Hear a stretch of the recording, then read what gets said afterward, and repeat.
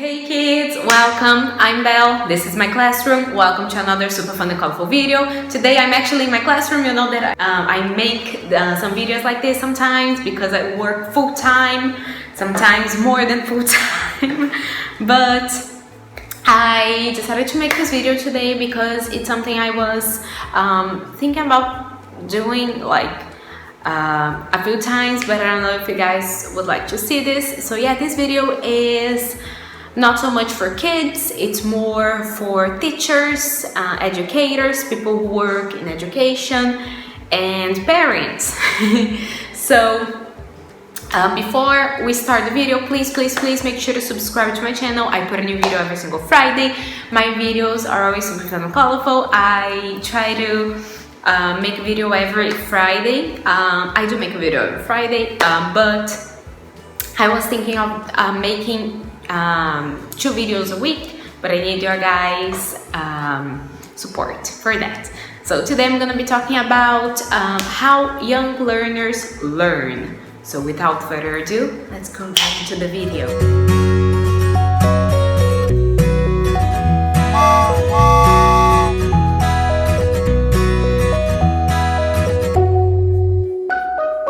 So before we start discussing how young learners learn, let's actually define the term young learners, because this term is actually used incorrectly a lot of times, because there is a term very young learners and young learners. Very young learners is for very young learners. I mean, what else can I say? Actually, children, toddlers, like from 0 to 5 or 6, I would say. So from 7 to 9, 10 years old, they are young learners. Some people say to 12, but where I live, 11, 12-year-olds, they are very mature, so they are not considered young learners. They are pre-teens already. So yeah, that's the definition. So today I'm going to be talking about young learners, not very young learners. If you want me to make a video on very young learners, please leave in the comments below. Give this video a thumbs up so that I know that you guys want to watch a video on that, because I have a lot of experience with very young learners too. But today I'm going to be talking about young learners, not very young learners, so from 7 to 10 years old. I'm gonna start by asking you guys a few questions, and I'd like you to answer them in the comments below, because they're gonna serve as starting points for this conversation. So my first question is, young learners learn by doing or learn by listening to experiences of others? What do you think? Do they learn by doing or by listening? So think about that. Write your answer in the comments below. Okay, so question number 2. Young learners have fully developed L1 fluency or partially developed fluency in L1. So are they fully developed or are they still partially developed? Leave in the comments below your answer. So young learners are still egocentric, but in the process of developing social skills, or are no longer egocentric, know how to share and cooperate. What do you think? Are they egocentric, or they're no longer egocentric? They have already learned how to share and cooperate. What do you think? And last but definitely not least, young learners have plenty of patience and long attention span, or are learning to become patient and have a short attention span. If you are subscribed to my channel, you already know the answer to this question. Actually, I think you already know the answer to all of these questions. So yeah, to answer these questions, I'm gonna be talking about this topic, and in the end of the video we're gonna go back to them and see if you still have similar answers or different answers. So, when teaching young learners, just like very young learners, you need to have values. What does that mean? Like, what are values? Especially nowadays, right? What are values? Because they don't seem to exist anymore. But values are the things that we need to live in society to build citizenship in students. So that's something that as teachers, as educators, we need to work on that, because sometimes, of course, you're teaching subjects like school subjects, but it's important to form citizens. You know, they're going to contribute to society, so they need to be prepared for that. So what that means, so in that values, so we have values like on the top of the umbrella, and under this big umbrella we have some things that provide the values. So some of them are life skills, because as I told you guys, they are learning how to they are learning a subject, but how can they actually apply that in their daily lives? Like when they are at home with their parents, or playing in the park, or at the beach. Like, how can they use what we are teaching them in their real lives? So that's some food for thought. Also, visible learning. So I think it goes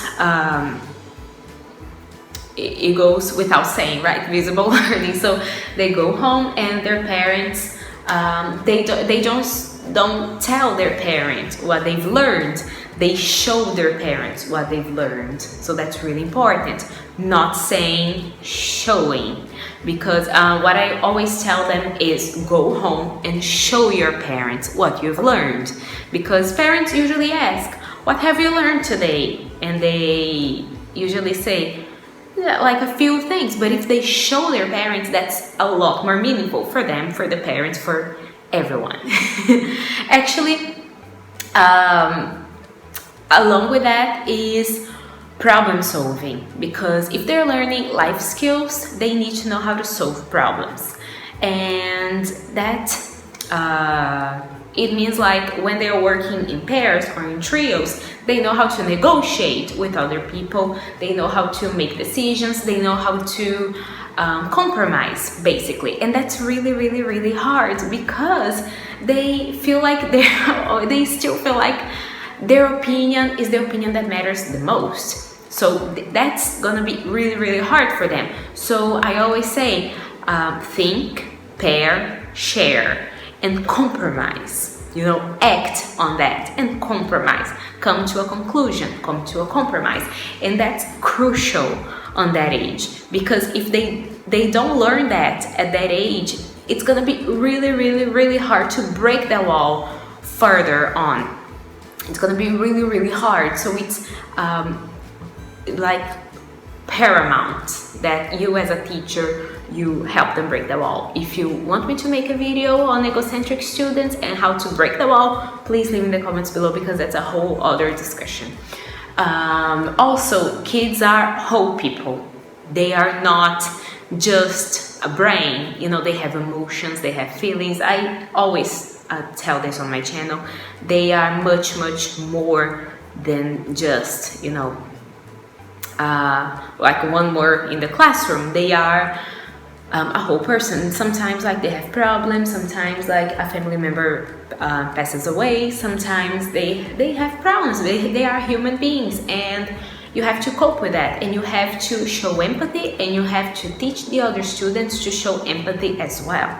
Because like if they say my dog died, you hug them, you tell the other students to go and support, give love, like make a little card, say lovely things, you know, give support, because they're still learning that. It's not their fault if they don't know how to do that, because they're still young learners. Like, they are not very young learners. Sometimes we get confused because we think like they're 8, they're 9, we take for granted that they'll know how to do that, but they won't.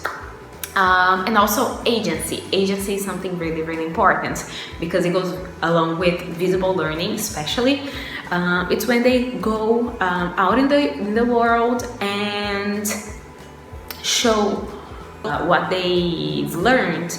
You know, when they are playing at the park, for example, and a child falls on the ground and they go there and help them, that's not because somebody's telling them to do that. It's because they know that's the right thing to do, you know. So that's really, really crucial for them, you know, when I see my students doing things by themselves and not because somebody told them to, I feel really, really proud.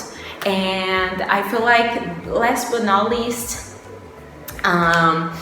is playfulness, because not everything is serious. I do think that playfulness is a value. Not a lot of people agree with me, but that's something that I'm really passionate about. Teaching a class that's really playful and fun, and I want my kids to leave my classes wanting more, and that's a value, because everything that they will do in life, they will be playful, and that instigates creativity. Because I feel like with the things that are going on in the world, a lot of people, they are killing children's creativity, and that sucks. Basically. So let's go back to those questions real quick. So let's see if you can answer them. So do you remember the first question? It was, young learners learn by doing or learn by listening? So after you heard what I said, what do you think? Do you think they learn by just listening to someone, or actually doing? Yeah, actually doing. Because when you actually do something, you create visible learning, you create agency, you create all of those values that I told you guys about. And you have to encourage that behavior. Learning by doing, that's at least what I do and what works for me. Young learners have fully developed L1 fluency or partially developed fluency in L1. I would say partially. They still don't get abstract concepts. So that's why I feel like playfulness is a big value. And actually doing things, that is how they learn best. Young learners are still egocentric, but in the process of developing social skills, or no longer egocentric. They are egocentric, but they are developing, and that's what you have to encourage. You have to encourage them developing social skills. Social skills is crucial for them at that age. Again, if you don't encourage that, that's gonna backfire, like big time. Our young learners have plenty of patience and long attention span, or they have short attention span. They have very short attention span, so that's, again, playfulness, agency, doing things, getting them to stand up and go do things, having them talking to their parents, because they have short attention span, they have to do things, and also they are not very patient, so you have to teach them that through empathy, through pairing them, sharing, compromising. That's not easy, but if practicing makes perfect. So keep doing it, and eventually it will happen. And when that happens, it will never go away. So that's what I have to say today.